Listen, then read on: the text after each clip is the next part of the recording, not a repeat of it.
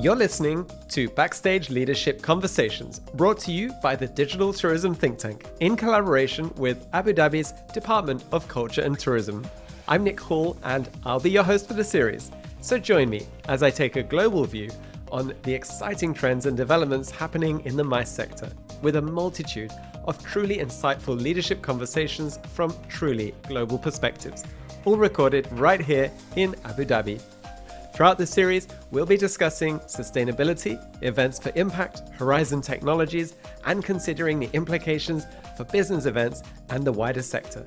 So if you haven't yet hit that subscribe button, be sure to do so now, wherever you get your podcasts.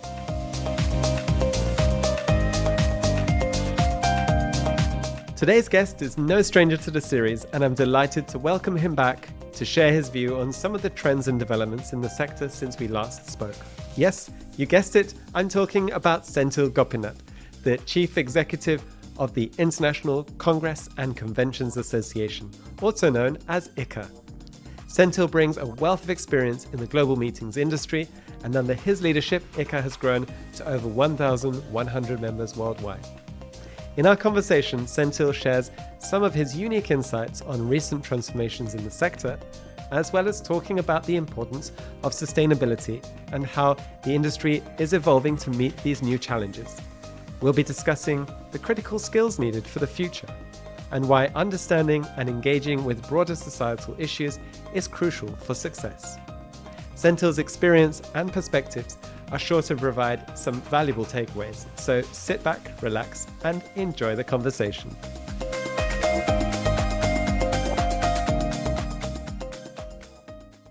Thank you. My name is Senthil Gopinath. I'm the Chief Executive of International Congress and Conventions Association, known as ICCA worldwide. We are the largest global meetings industry association. We focus primarily on advocate in developing and focus on meetings and conferences. Our members are over 1,100 members across the world. We operate in about 100 countries, offices across the world. And my primary role is to build knowledge, assist destinations to grow their meetings industry business, and more importantly, to understand who we are and what kind of a business we do. And more importantly, to work on advocacy strongly across the world, talking to policymakers, to constantly talking to them about why this industry and how important it is for economic development and social development. So if we reflect on the past year, there's obviously been a lot of world events, and it's in many respects been still quite challenging despite us moving out of the pandemic. What would you say defines the last year in terms of the meetings and event sector? Right. I think last year gave us a fantastic opportunity, leaving the year 2 years before that, where we all went into a crisis mode. But last year really gave, I see across the world, by traveling, meeting members across the world, they have become very purposeful last year. When I do a business, why do I do it? So we as an industry, after decades, we started asking a question.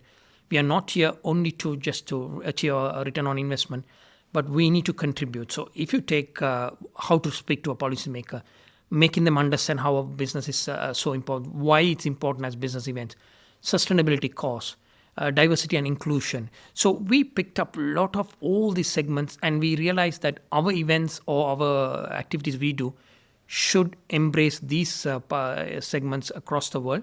And we started incorporating into the event day-to-day activity we do. By doing that, what we did, we started building up knowledge within our industry that we need to learn that as well. Because if you go pre-pandemic, we were very busy in just putting people together in a meeting room, organizing congresses and doing it. But now, I'm just a blessing in disguise that we got an opportunity. So the year 2022 was complete transformation, and it's a bridging year. We as an industry, I'm not talking about not only a younger generation or a newcomer, right from the top, everybody realized two most important elements. One, there are new things, new segments needs to be incorporated into what we do. And to do that, we need to learn as well. So we all learned a lot other than the 2 years of COVID. And then the good thing is that in 2023, we started enhancing those segments into our events, bringing a lot of thought leaders from outside the industry. Because I always say that we are pretty much extremely good in talking to ourselves. That's the design of the industry for many, many years or decades. But now you have economists, you have people who are talking more on diversity, people who are really engaging on sustainability, climate change. So I'm glad to say that in the last 12 plus currently the 10 months or so, we have really matured as an industry, and that allows the policymakers or that allows the rest of the industries to look at us. Oh, these guys means business. So now we have, in a nutshell, elevated ourselves really well. So I'm proud to say that our future looks bright. It seems like the global meetings industry has repositioned and redefined itself as a force of purpose, of an industry that is not about consumption or simply bringing people together, but about actually trying to be part of the existential changes that we need to focus on as a society. Exactly, yeah. Because we are primarily into association meetings. So they are the movers and the enablers across the world, every segment as an association. So from a medical, I will say even life science or medical healthcare meetings, we have like thousands of meetings under that. So all of those people see our industry now that they are associations, but they also see you need to be part of business events because we do purposeful. Whatever narrative we create for their meetings or their conferences are very purposeful. So our value, our positioning has completely changed as an industry. Now, obviously, you've got an impressive CV in this sector. What would you say excites you about what's happening right now if you reflect on other points in your career where you've seen changes in the industry? Because the excitement or what I'm loving it in the last 24 months, we as an industry, because I've always been advocating in my role over 2 decades that we need to understand what's out there. So we ignored it overall. We were very happy in what we were organizing. Yeah, we did a great job, no doubt about it. But we came to a point to see now, like I mentioned earlier, that we are much bigger than what we are, which we never realized. We thought, okay, we are in convention centers, we are in cities, win a bid, organize an event, put a fabulous activity, and customer satisfaction is achieved. But no, we are not. We are part of a huge ecosystem. We are part of global GDPs. We are part of any knowledge thought process we do. I mean, I've been talking in COP26 and COP27. Yes, it's all about climate change. It's one of the largest UN events. But we have a space there as well as business events. Because, I mean, if you really see the 2 weeks back when the report was out, we are almost into $3.7 trillion business. Now, in 2028, the predictions are $6 trillion.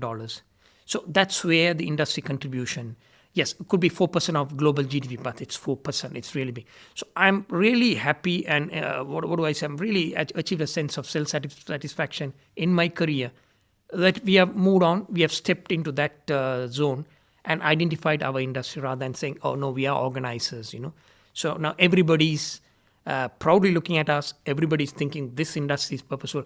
That's the only way we are going to attract new talent, new generation coming in. Others, you're going to always have a struggle.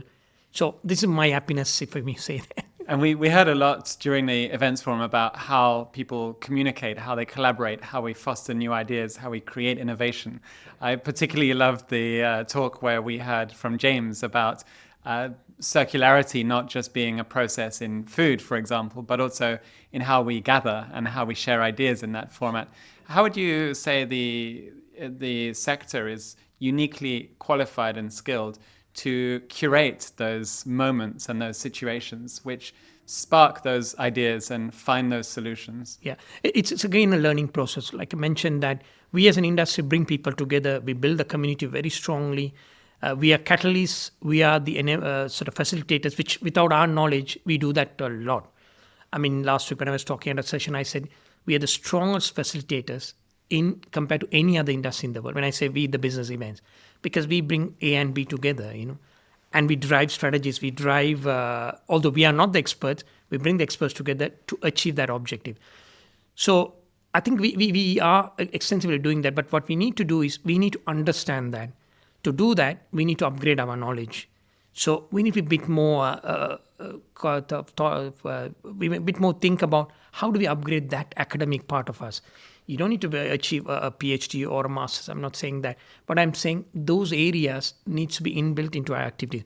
The other day I was explaining, today the RFP models have changed. In the past, what we do when we do RFP of a large congress or a meeting, infrastructure, what I can offer you, A, B, C, D, so client is happy. No, now the client has seen, customers have seen 60% otherwise. 40% is your infrastructure and your facility. 60% they need to see what's that you can offer me which will benefit my course or my goals and objective, and also for the future for me as an organization. If I'm an association, that's what I'm looking at, 60%. So to achieve that 60%, we need to upgrade our knowledge and to change the way of working. So then it's a win-win for both, but as a destination, you can win more even. And that applies to even to a venue. I mean, if a destination wins a bid, what is that 60% the venue can offer? It's not about giving a meeting room with a few projectors and screens. No, that's not the point. The client is looking at experience, like I said this morning, experiential. So to come around to your question is, to achieve that, we need to develop our skill.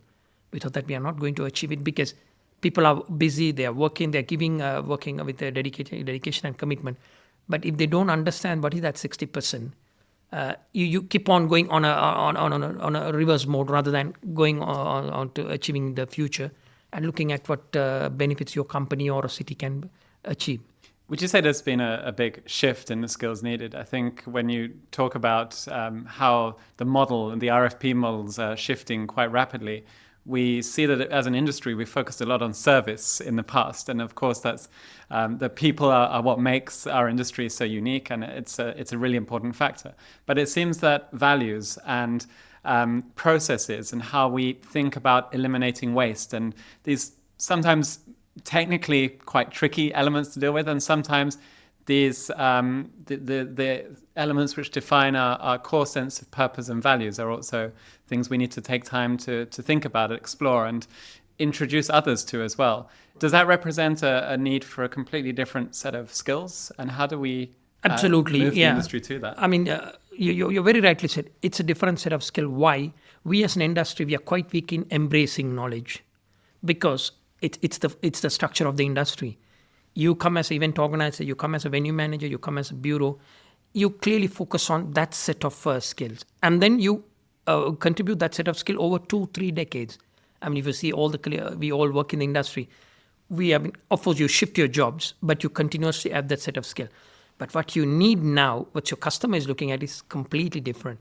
So we need to start embracing, whether it's technology, whether it's economics, whether it's sustainability, whether it's food waste, what's out there, that's what we need to bring.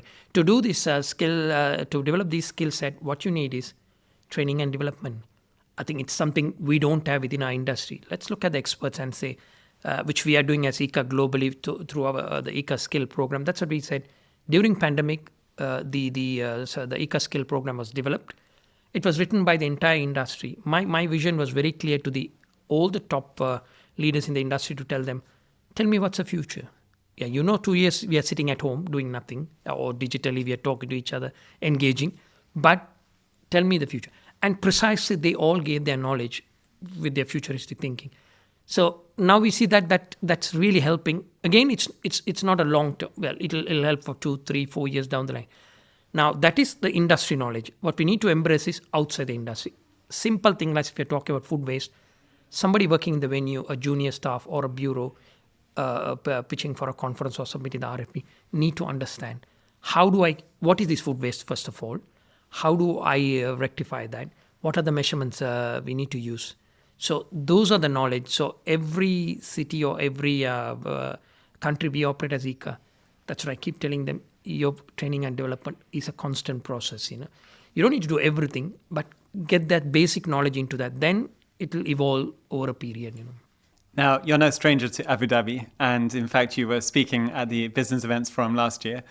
Tell me, how would you define the Abu Dhabi offer? What is the unique potential that we see here, which, calling on your global experience, you would say really sets it apart, the differentiator? Absolutely. A good example, is ICCA selecting Abu Dhabi as a destination for the Congress, for ICCA World Congress next year. Abu Dhabi has, again, extensively transformed. Abu Dhabi, like I said even this morning, that infrastructure, the leadership, the vision is perfectly there, very thought of for very futuristic, and very thought for the what is good for the country and for the city. What Abu Dhabi has embraced in the last, if I may say, 5-10 years, what is important outside the industry. So if you look at the sustainability focus Abu Dhabi has brought in, is really commendable, because that's driving the business events. And if Abu Dhabi looking at various culture, various heritage, they have incorporated all that product diversification into to the business events. So in my opinion, by working in the region, if I may say Abu Dhabi 2017, 18, when I was in the region, and now after 5 years, you see that huge shift. All those elements have been bought in part of the business events offering, So your customer sees that this city, this country, destination has evolved. So they are also more and more looking for, when you like we spoke about the RFP model, that's what the customer is looking for. So it's not about because the customer is fully aware that the destination has the infrastructure, destination has the organizing capability, destination can offer you excellent customer service. But what is otherwise, that's what the customer. So Abu Dhabi has transformed heavily into that. And I see that globally also, that message being carried constantly whenever, because Abu Dhabi engages with ICCA in every platform we do globally. But the messaging varies say quarterly or biannual. It keeps varying, so that the customer really understands this destination is very much in the forefront and also changing its offering. Senthil, thank you very much for being with us today. Thank you.